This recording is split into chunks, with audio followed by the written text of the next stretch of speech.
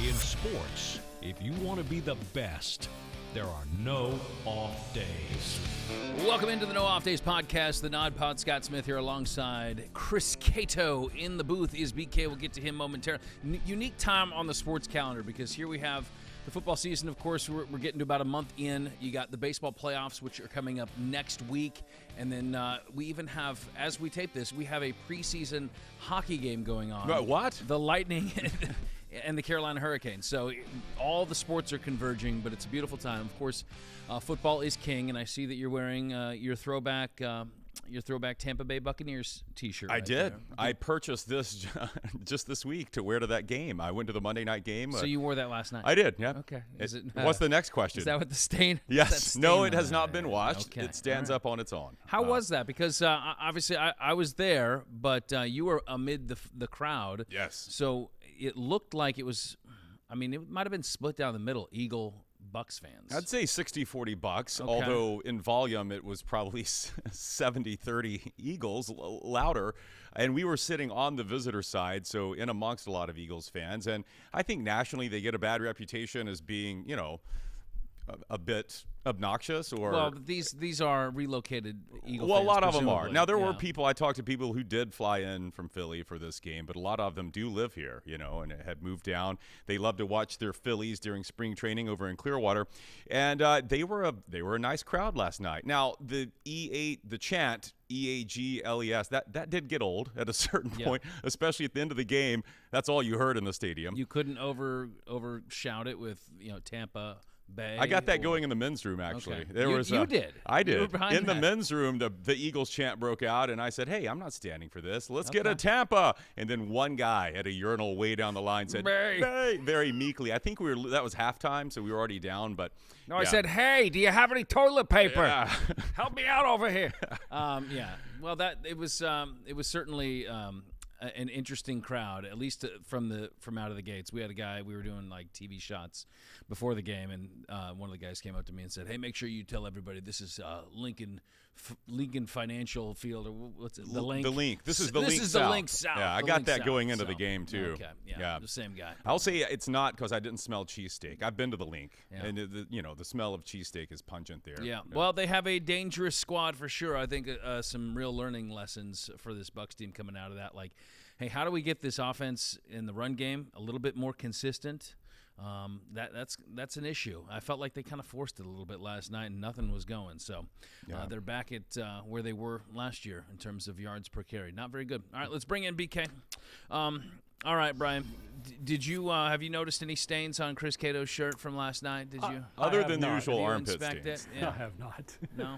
Okay. It's a good-looking shirt. I got though. rained on again, Brian. Two that's games in a row at Raymond James. It's I've been either rained you on. or the fact that we live in Florida. It's could the be. end of summer, so yeah, for sure. BK, what do we got on the big program? It's another Hall of Famer night. We got Jerome Bettis, Pittsburgh great. The bus. The Wow. bus Back joining it us, up, yes. baby. My favorite bus. He's Yeah. a Class 2, I think, 2015 Hall of Fame in the NFL. Super Bowl champion, so we'll talk to him. See, now he could help the Bucs run game. Like, Yes. You put the bus back there, and he could just lean forward and get you 2.5. He is his own You know? blocker. Yeah. Exactly. That's Even what- now that's he what could they do need. that. He could do it. Yeah. Okay, and then at the end of the show. End of the show, it's been a while. We're going to fire up the old randomizer. Yes. Got some questions This and is see what a questions. fan favorite. That thing spits out some real mind benders. Yeah. It makes it tough on us And you sometimes. said there's, like over 1,000 questions that have It been was fed into I this think thing? it was 1372 at last check. All right. Oh, my very goodness. good. Yeah. All right. Well, we can't wait to be randomized. Thank All you, right. BK. Catch Thanks, up with you guys. in a little bit. If you are listening and you want to watch, go to fox13news.com/nodpod. If you're watching and you want to listen or subscribe, take out your phone. You can zap that QR code on the screen in the bottom right-hand corner, and there you can find all of our shows. Whether you reside here in Florida, the Tampa Bay area, or you are a Northeasterner, a Philadelphia Eagles fan. Maybe you live up there. You probably didn't like last week's episode with Rondé Barber because it reminded That's you right. of the time he ripped your heart out.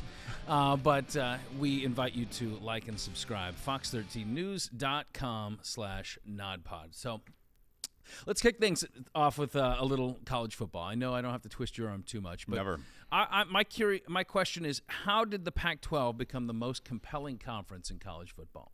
When did this happen? It's a great question. Yeah. And poetic, too, right? Is it? No, it is a great question. Okay. No, Do are you you believe asking? in the affirmative? It is the most compelling. I do. And I think part of it is because it's their last season as the Pac-12. The Pac-12 as we know it. Remember, I still have the secret plan for the Beavers to save the conference, and they'll call it some other version of the Pac-12. But yeah, you've got 4 of your current AP top 10 are in the Pac-12, 6 overall, and it has the best quarterbacks in the country right now. It does.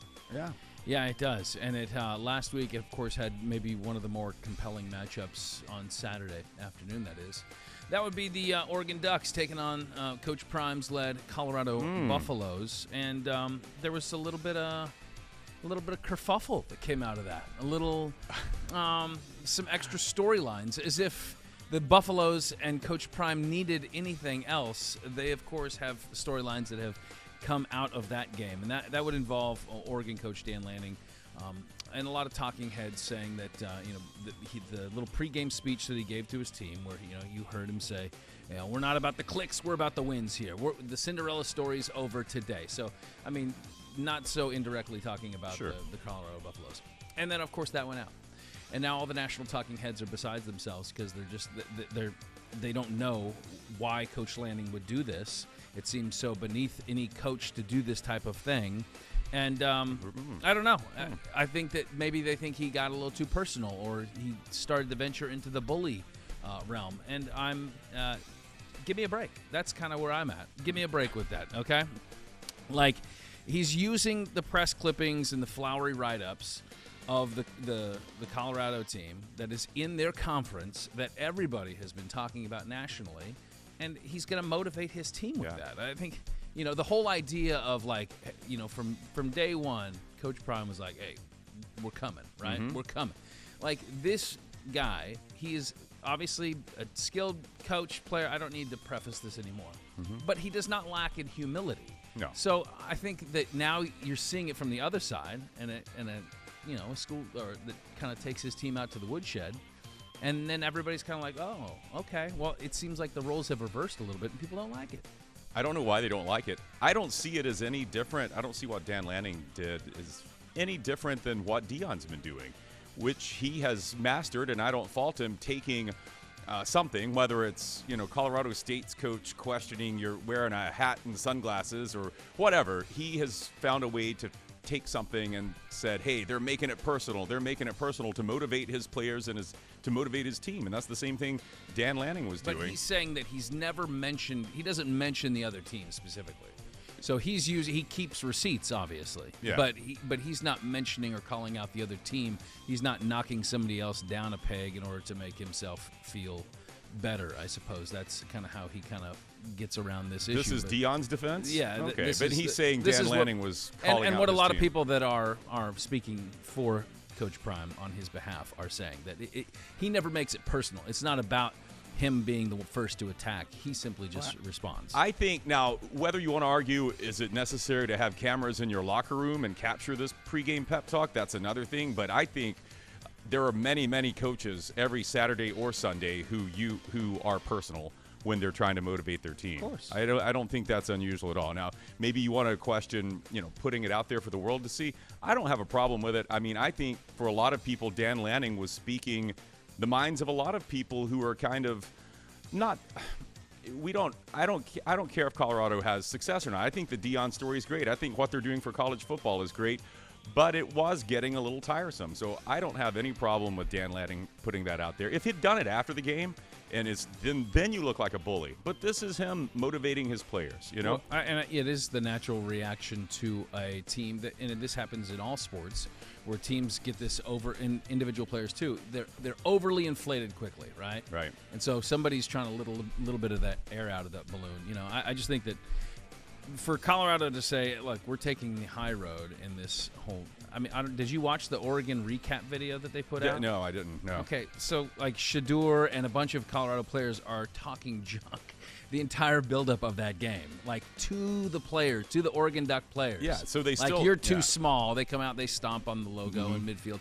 So, look, I'm okay with smack talk. I've always been good with smack talk, but you have to be willing to back it up. And it looks like that was done by Oregon, and I'm sure Colorado's going to wait for their opportunity to get them back. So, and the way things are going with the quarterback play in the conference, as you mentioned, I mean, you never know. I think Colorado's still a very good team. If they get Travis Hunter back, I mean, I think they're going to be competitive in most games. Well, here's the trouble. They've got USC coming to Boulder this Saturday that does have the defending Heisman Trophy winner, and it does sound like they're going to be without Travis Hunter one more week and possibly without Shiloh Sanders, Deion's other son, who is one of their corners. And it's already a defense that's giving up, they've given up at least 35 points per game in 3 of their 4 games. And you could just see, I don't think USC's defense is very good either, but I could see USC putting up 50. Yeah, that could happen. Caleb Williams, he's still a special quarterback. I'm not sure that he is. Do you think he's in the A1 spot there for Heisman front runner? I don't have him. I was looking at this. We always get ahead of ourselves and award September Heismans, and it's usually. Let's do it. Yeah, we've done. We did. Hurry, who before have we given October it to? hits. Remember the guy from who's the Michigan quarterback like 8 years ago? He's Denard Robinson, and then there's been Leonard Fournette. There have been so many September Heismans, but I think we have some quarterbacks there in the Pac-12 who are going to remain candidates all season long. And I was looking at these numbers the other day. You got Caleb Williams averaging 300 passing yards a game, completing 74% of his passes, 15 TDs, no picks. His QBR is 85.5. Then here's my guy. This is the guy I've got at the top. Now, they haven't faced the stiffest competition yet, but these numbers are insane. The throws he makes are the envy and the lust of every NFL team out there that's looking for a quarterback, and it's Michael Penix Jr., Tampa's on, Washington Huskies on, of course, transferred over to Washington from Indiana a couple of years ago. He is averaging 409 yards a game, 75% completion, 16 TDs, 2 picks, and a QB. He's averaging 12 yards per completion, and so his QBR is 93.7. That's the highest. What a season he's having. Yeah, he's having a great season. I mean, in addition to that, obviously you have Bo Nix at Oregon, and he's got numbers that are off the charts too. Not as high in the terms of passing yards, but he's a little bit more of a slash quarterback. He can run a little bit, high completion percentage. And then Washington State, don't forget about Cameron Ward too. He's putting together a nice little season. So, I mean, I think you got 4 quarterbacks in the Pac-12 right now. Look ahead to next year, you won't have 4 quarterbacks in the entire conference, but I digress. You have 4 quarterbacks right now that I think could legitimately enter this Heisman discussion, but we're still very early on. But Penix is super talented. I mean, they're just a more pass-oriented offense. Yeah. So they're gonna his numbers are gonna be up there most of the season. Once they start to come up against and I don't know what their conference schedule looks like, but once they come up against the Oregons, the USCs. Now let's see. Utah. Utah. That's a tough defense to go up against. All right, we got some breaking NFL news. Again? Yeah, we have some teams that have already been eliminated from postseason contention. We've played how many games? Yeah, 3? Yeah, we're 3 games in. So, do you have some? I prepped you for this a little bit. Did. Teams that you feel solidly confident that you can eliminate them right now from the playoffs. All of my NFL notes here are on Taylor Swift, so I'm not sure what I'm going to do with your assignment. All right, I'll lead off. Okay, How about the Chicago Bears? That's easy, right? Okay. Easy pickings. Yeah. All right. 0-3 on the season. They have been officially eliminated. Okay, here's one. The Broncos. The Dolphins are still scoring on the Broncos. I hate that. And it's this they were one of my surprise picks this year. I was going to remind you of that. No, they might not be over for them. I don't want to quit on them. No, don't quit on them. I feel like I have to. I did look at their schedule, and there's no way they're making the playoffs. I don't care if you turn things around. You got 2 against the Chiefs. You got 2 against the Chargers. You got the Bills. You got a visit to the Lions. I mean, they needed to come – their first 3 games were against – Vegas, Washington, Miami. You needed to win 2. You need to be 2-1. Yeah, but they are not. Yeah, I think that ship has sailed. Dolphins' loss should count for 2 losses, actually. Yeah, they ran it up, didn't they? I'm eliminating the Cardinals too. I'm not buying any of that fool's gold. The Cowboys are good for a stinker like that, so the Cardinals are not going to be a good team. That's mean of you to do that to Gannon and Joshua Dobbs. They're playing above expectation. Well, they should have beaten the Giants. They did last week for sure. I know. No. They're not a playoff team, especially not in that division. No. And then I'm also I'm eliminating. This really don't hurt to say. Don't do it. I'm going to do it. The Jets. They've been No, eliminated. no, The that Jets doesn't have hurt been, you. They've been eliminated. Yeah, 1-2 Yeah. on the season. They have issues, big-time issues, and it's not just the play. I feel like there's like this looming storm of like the team is just going to explode from the inside. You have like this really strong defense. They obviously need a quarterback. You got Joe Namath chiming in saying, hey, Zach Wilson's not the guy. That's not good. No, yeah, you don't need that. So they're looking outside. They brought in today, I believe, on their practice squad. They signed. Now here's the guy that's going to right the ship, Trevor Siemian. Oh, really? Get out of here. They turned down overtures from Matt Ryan and who was it? Carson Wentz. Well, Matt Ryan declined. Didn't he decline? He said his agent says he did. I think he wanted it. No. I think he wanted in. Here's one intriguing thing, and I don't know if there's any truth to it, but Kirk Cousins trade. Oh. That if they could pull that out, then maybe how much they money can do turn they things have? around. They've got to be tied up. They've got to be strapped by now. I don't know if you can defer some of that money because it's an injury settlement, or I don't know how that works with Aaron Rodgers, but I can't imagine that's all cap money that's going to be hit. But I don't know. I think you're safe to. Here's what I would say to Aaron. He said he's going to be back by January. I would say take your time, buddy. Take your time because the team's not going to be in playoff. Wait, he's going to be back by January? That's what he was saying. He's going to be back in January. If this team's poised to make a run, I would say take your time, Aaron. Just take your time. Yeah. Can I eliminate someone? Yeah. Let's eliminate the. It has to happen. I'm sorry. Let's eliminate the Minnesota Vikings. Really? Yeah. Really? Yeah.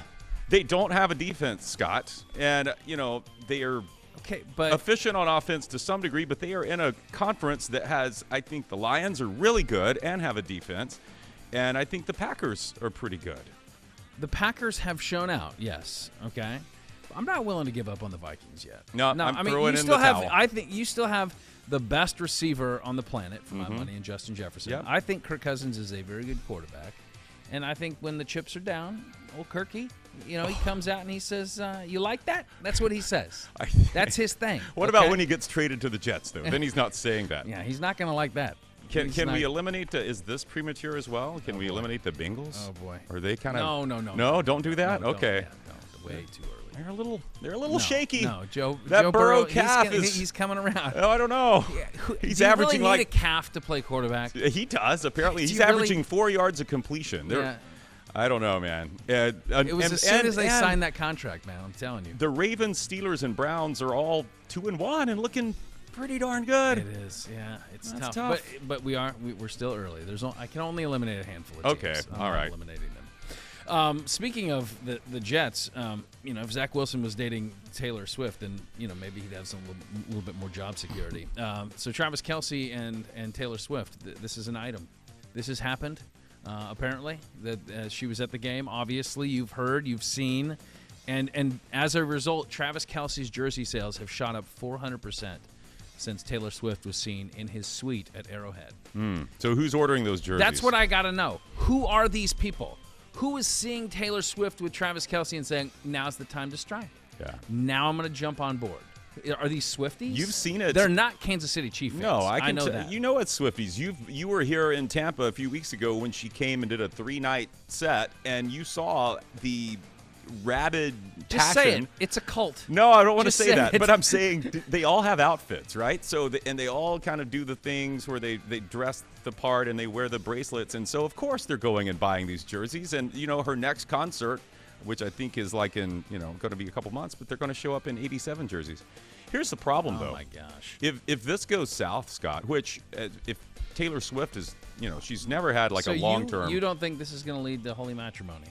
No. Why are you hating so hard? I'm not hating. I'm giving reality here because Taylor has never been in a really long relationship, right? We know how they all end. Now, here's the thing. If you're Travis Kelce, you got to be careful. If you are the reason that this doesn't work out, you're going to have a revenge song written about you. Okay. And all those 87 That's what she does. Those four. That's her thing. Yeah, then you'll get a revenge song. And all these tens of thousands of jerseys that have been sold. The world's largest bonfire. Oh no! And that's all. Yeah. So I know. He doesn't care about that though. Gotta be as long as they're buying. Did you see not only the jersey sales? He gained 250,000 more Instagram followers in 3 days, and apparently he has a podcast. I'm just learning that there are people the Kelce brothers, podcasting other than us, Scott. It's now number one on iTunes, Spotify, whatever you want to do. I've heard that this might have been just all this publicity stunt. What are the chances? I know. That's the case? That would be shocking. I mean, it's crazy to me that just the appearance of Taylor Swift would move the needle that much. I mean, I don't want to say it's a cult. But it just feels like it's a cult. And I don't want to eliminate the Vikings. It smells like a cult. It looks like a cult. I'm not saying it is. I'm not, okay? I don't want to hear from Taylor Swift fans, okay? I do know that they are now go by the name Trailer. So they've combined the name Travis of Taylor and Travis. This is the best thing could have happened for the NFL. I mean, you talk about two of the largest entities in the United States in terms of, public faces merging. The NFL and Taylor Swift. Oh. I don't know if you saw. Okay, first of all, this game against the Bears was a dog of a game, right? But it still was the highest watched football game of the weekend. And the and Fox changed it, right? Didn't Fox switch to another game? And here's what I was going to bring up. So during the game, if you're on social media, you're watching. This is what the NFL wants. You're watching these Swifties, which you say may be a cult, but you're watching them educate. May or may not be. I'm not saying it is, Chris. You're seeing tweets. Well, they're not tweets anymore. You're seeing X's like this now. Hey, by the way, here's how it's done. You get 4 tries, a.k.a. downs, to make 10 yards. If you don't do that, then it's the other team's ball. But if you do that, the cycle repeats itself. Like they're trying to get into the game of football now, which is exactly what the NFL wants. You've opened up yourself to a whole new demographic. She's an ambassador for the sport. That's what you're saying. And if the Swifties, when they put their mind to something, Scott, they could fix Minnesota's defense. Yeah. They could solve. Well, she's a global brand too. I mean, you imagine they're gonna. Is she big in like China? Get ready. Get ready, NFL in China. Yeah. Anyway, you skipped over my point that I want to end with here. So they're Trailer, Travis and Taylor. Okay. So I was looking through other football players' names and just kind of what would happen if they got together, right? So Taylor Swift and Jared Goff, they would be Swaff. Justin Herbert and Taylor Swift, Schwerbert. Oh, I like what that. Do you think? Okay. Joshua Dobbs, Swabs. Okay. Yeah. Tua. So it would be Swua, Taylor Vailoa. What do you think? Okay. My last one, Chris Cato. It would be Tato. I like that one. Let's get that going. All right. Very good. You know who should be outraged? Yes. DeAndre Swift, who know. plays for the Eagles. It makes the most sense. And Taylor has said she's an Eagles fan. Golly. Buy his jersey. What else do you got to do? All right. Enough of that. All right. Let's chat with another running back. What do you say? Love it. Let's do it. Well, our guest is a Pittsburgh Steeler legend, one of the great running backs in NFL history, Hall of Famer Jerome Bettis joins us. Hey, Jerome, your Steelers, back-to-back wins at this point. You got Pickett, you got Harris, you got some young promise. You think that this is the year they kind of make that turn, they give it a run in the AFC North? Well, they've got a great shot. Whenever you have an outstanding defense, you have a chance to be a special football team. Now, the offense has to catch up with that defense. Obviously, I'm looking at the running game saying, hey, we've got to be better in the running game, offensive line, get better pushed. Our running backs need to hit it up in there, be physical at the point of attack so that we can help our young quarterback. You got to remember, he's only a second-year quarterback. He's still got a lot of developing to do. But if he can get it going, we've got a dynamic offense, really good tight end, 2 really good receivers, and 2 really good running backs. So if they can get on track offensively, there's no limit to what this team can be. It doesn't surprise me that you would say we need a more physical ground game. That makes a lot of sense. You know, the Steelers, they haven't won a playoff game in 7 years, and for many teams that may not be such a long layoff, but for a team that is as storied as the Pittsburgh Steelers, do you feel like there's a little bit more pressure for a squad like what they have right now to get there because of such giants that they have followed after? I don't know if there's more pressure. There's always pressure because there's a standard in Pittsburgh, and the standard is championships, right? And so if you're not playing at that level or to that level, then yes, there is a problem. And so, I think there is a pressure there to win, but not just win a playoff game, win a championship. So they've got to figure it out. And I think it's a step-by-step process.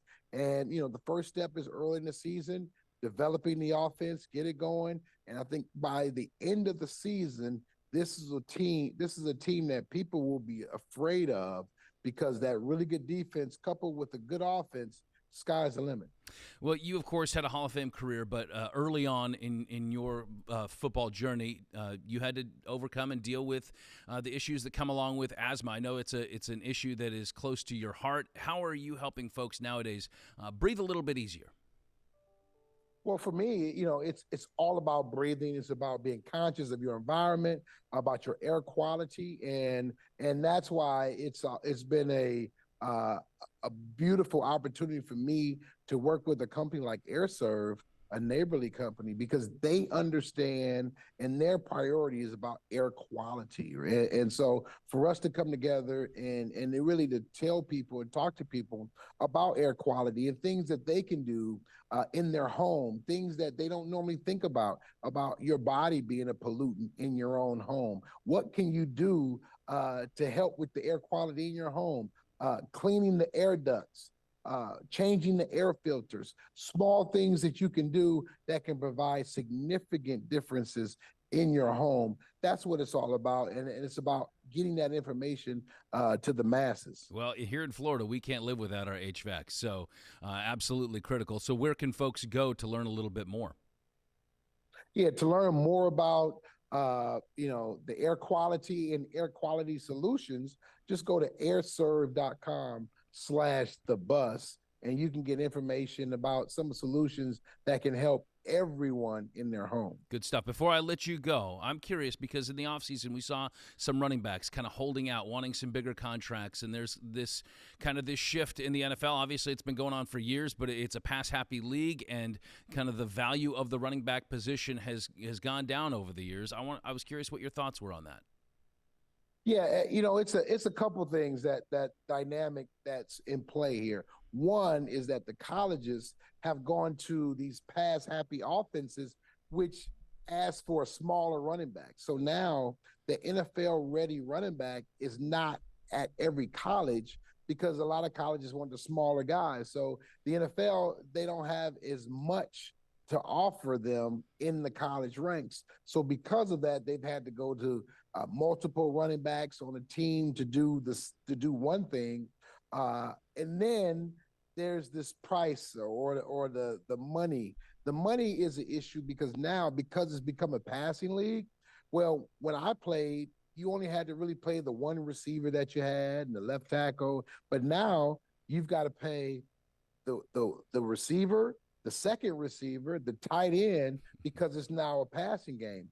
And part of that is the running back. The money that was going to the running back has to be dispersed out throughout the offense. And it's a bad way to look at it. But I still believe the real special running backs, there will be a pathway for them to get the money that they deserve. Guys that can not only juke defenders but can run over them. I'm curious, which did you prefer as a player? Making somebody miss or just steamrolling right through them, boss? It's funny because at the beginning of my career, it was about steamrolling over them, pounding them. And as I got older and I realized the importance of the running back position, my job was to get the most amount of yards I could possibly get for the team. And that meant if I needed to run around somebody or make somebody miss, I needed to do that. I didn't like to do that very much. I wanted to hit you in the mouth, but I understood that it was important to get the most yards that I could get. So I found myself making people miss the latter part of my career. Yeah, well, I got to get to the sticks. So whether I take you with me or not, right? That's the idea. Before you go, that's right. I got to ask you about your other former team, Notre Dame. Tough loss to Ohio State this last weekend. But I'm sure you caught Ryan Day's statements about your former coach Lou Holtz. Sounded like a little WWE pre-wrestling match there. What are your thoughts on what Ryan Day had to say? You know what? To the winner goes the spoils. Right. All right. Coach Holtz said that, hey, Notre Dame was going to be the more physical team, which he was correct in. The only part he was not correct in is that they were going to win the football game. They did not win the football game, but they were clearly the more physical football team, if you will. Now, Ohio State, they were physical as well. So let's not take anything away from Ohio State. they won the football game. But in terms of being physical, I think Notre Dame was just a little bit more physical at the point of attack. Notre Dame's a good squad. I think they'll be breathing easy themselves by the end of this season as well. We appreciate you joining us and teaching us a little bit how we can take care of our HVAC units and make sure that everybody's breathing easy this summer and this fall. The great Jerome Bettis on the Nod Pod. Thank you so much, Jerome. Thank you. Loved watching old 36 run around there at Heinz Field, man. Oh, my goodness. One of the good ones for sure. Let's bring BK in. Brian, we've been looking forward to this segment. We always do. Whenever you dial up the randomizer, freshly out of the shop, ready to go. Oh, we don't need the button in this one, right? No, you've updated it? You can just say stop. So it's voice activated. It's voice activated. Oh, my. Yeah, how about that? Very good. All right. So that's the upgrade we put in this last time. I hope you've got better questions than last time. I hope so, Were too. they bad? I don't even It was remember. the last one wasn't that well. Okay. Well fun. All You right. ready to get it going? Yeah, let's do it. Okay, let's get that thing going, Chris. Who's going first? All right. I'll let you take it. You take it. Brian, what word do I say? So you can say stop. Stop. Did I say it right? You did. It stopped. What did you do as a kid that would tell your age? As in, like Like- if I told someone, hey, No, something like you played. Like what toy did you play with, or an activity Oh. you did as a kid? oh that my would- gosh, I'm so old. This is easy. I had an Atari. Like who What are you, 75 years old? who has an Atari? Yeah, so I think that gives it away. Right now, I do want to say that we were always a little late to get everything. So the other kids my age had just gotten a Nintendo, and I got an Atari. Oh. So I'm not I as like old that as about your parents. I'm Tom. not as old as you think. Yeah, Bubba and Cookie. I'm only I like that 62. about them. Let's see. Look, I mean, toys. I think the thing that mostly dates my age is the fact that I actually played outside. How about that? Like I went outside. We did not play video games. Like we went out to the neighborhood kids. We actually played baseball in people's driveways. We hit tennis balls and wiffle balls. We, did ghost runners, all that kind. We did that stuff. Ghost runners. Remember Ghost Runners? Yeah. I know BK knows. Yeah. Were you? Okay, like I got a guy on second and third. Yeah. We got one out, and we would actually go through like the lineup of our favorite teams. Sometimes it would just be me and my buddy, and I grew up a Detroit Tigers fan, and so I knew like the batting stance for everybody in the lineup and how they, and I would do it. Give us the Mickey Tettleton. Oh, Mickey. Yeah, I can do Mickey right now. Let me see. Okay. So Mickey was, let's see, he was Tall? he's switch hitter. Yeah. But he would kind of leave his Yeah, hands that's it. down here. Real very lazy-handed tall, guy. Very tall. But that dude, man, he had, he could. Yeah. I saw him hit one out of Tiger Stadium. It was All right, give me impressive. Carney Lansford. I knew you were an A's fan too. Carney Lansford, righty, a little squatty, and he would Yeah, shake his why hands did he like do that? He's- Why? What was wrong with him? I don't know. It was a nervous twitch. He was pretty good though. Yeah. Anyway, so yeah, we played outside. All No, right, you're my turn. very old. You must have been. Brian, do you have one? Well, I got one that they'll beat both Cut of him you. off before he says how old I am. All right, what was that? I had to actually do a school report using nothing but encyclopedia. Ah, That's yeah. something I know YouTube's never done. No, I did. I've done yeah, encyclopedia yeah. reports. Really? I remember that. I'm pretty old too, man. so- Plus, remember, my parents were cheap. Other kids had computers. They were Come still on, buying. You keep saying this poor thing. Man. Come I on. didn't say poor. I said Okay. cheap. Well, he Yeah. did grow up like in rural Alabama. You probably didn't get like high-speed internet until what? Still don't have it. You still They don't? still No. do dial-up. No, they do have it now, but it bless took a their long hearts. time. All right. Yeah. You ready for the next Encyclopedia one? Britannica Yeah, salesman. oh yeah. He All would right. come around the house every once in a while. Usually Next. when my dad was gone. Look, I won't stand for this. Okay, you're making Cookie look bad. First Santa. All right, here we go. Okay, All right, so let's dial it up. All right, stop. All right, what song do you wish you could listen to again for the first time? That is a good question. I mean, I'll just say my first favorite song was the Kenny Rogers, "The Gambler." So I think listening to that song again as an adult and watching myself as probably a young 4-year-old thinking, this is probably a little too mature for this young man to be listening to. So, yeah, I mean, it was a lot about smoking and whiskey and Knowing when to Gambling. fold them. knowing when to fold them. So, yeah, that's some hard living right there. But I'd like to – I still love that song. Every time I hear about it, I feel 4 years old again. It is a great song. It's hard to. It's funny that that's your first one you fell in love with, but it's a great song. Yeah. What you got? This is to think about this, like aren't you more of a like songs grow on you type guy? Like the first time you hear them, it maybe doesn't blow you away, but then you hear it a couple more times, you're like, oh yeah. I'd have to say, I think Amazing Grace on the bagpipes. The first time I heard that, I was just spiritually moved. I was covering young reporter covering a sheriff's deputy's funeral. He had fallen in the line of duty, and they came out, and it's pretty common now, but back then, remember, I'm old, you didn't hear it as often. And so the first time I heard that, and just Amazing Grace is already such an important song to me, but the first time I heard it on bagpipes, I was like, that is absolutely beautiful. And the thing is, it's just instrumental, right? You're singing, feeling the words in your heart and mind. But if I could go back and listen to that for the first time again, that was pretty transcendent. I had that same spiritual transcendent experience with The Gambler. I'm sure glad I went first. BK, you got one? Coming off Amazing Grace, it's really going to be. Yeah. What you got there? It's got to be Led Zeppelin or Aerosmith. Come on, I bet it's Aerosmith. Yeah. I remember, like Cato was saying, where I was the first time I heard it, and I would love to hear it again for the first time. But it's Panama by Van Halen. Oh, that's a good one. It's in my car. One of the very few first times I was driving. T-tops down.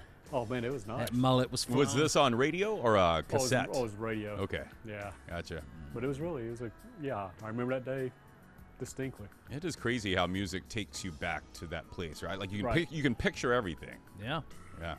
Good question. Okay, you want another one? Yeah, let's do it. Oh, okay. There's a lever he pulls back there. All right, stop. What is a movie that everyone loved but you absolutely hated? Oh, that's easy.